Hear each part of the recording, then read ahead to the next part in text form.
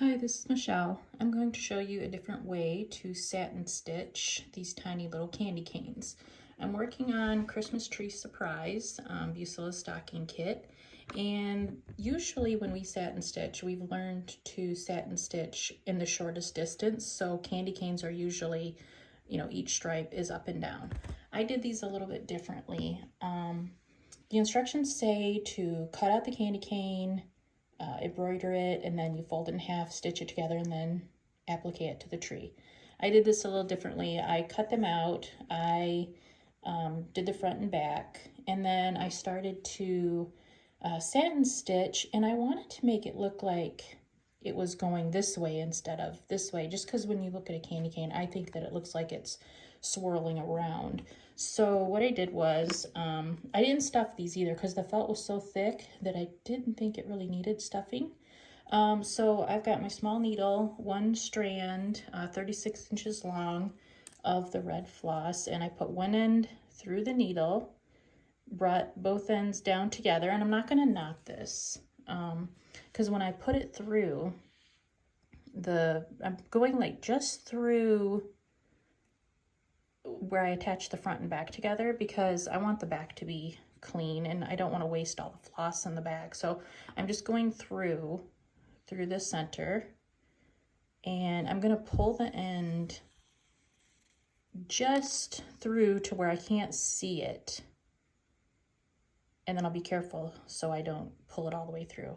But as I do this, I'm just kind of laying the floss across the front to cover up the lines, and then I'll go back through and come out right next to where I came out before.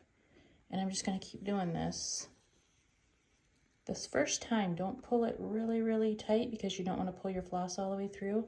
And kind of use your thumb, your other thumb as a guide to keep it straight. And I just have been doing this for all the other candy canes. I really like the look of it. I don't think it takes any longer. But I like the look. I like how it looks like it's really swirling around the candy cane. Takes a little patience. And just keep pulling it through, keeping it as straight as you can.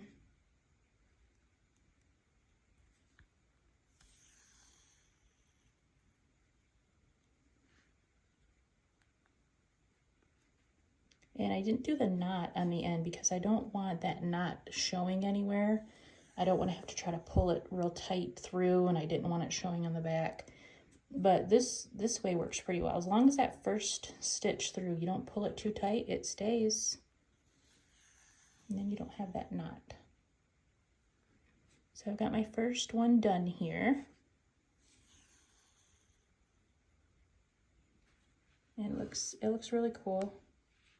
And the back is clean, so I didn't waste all the extra floss.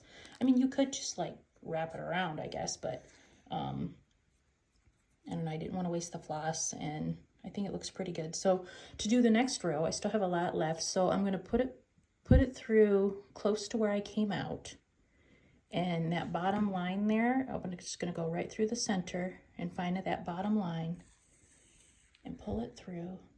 So I have just a tiny little stitch there. And then I'm just gonna keep going and fill this candy cane up. This is the last one I have to do, so pull it off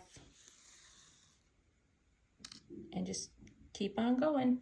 So I've got these other three all finished, and I think they're gonna look really neat on the tree. So there you go. There's a different way to do satin stitch to get a different look. Have fun.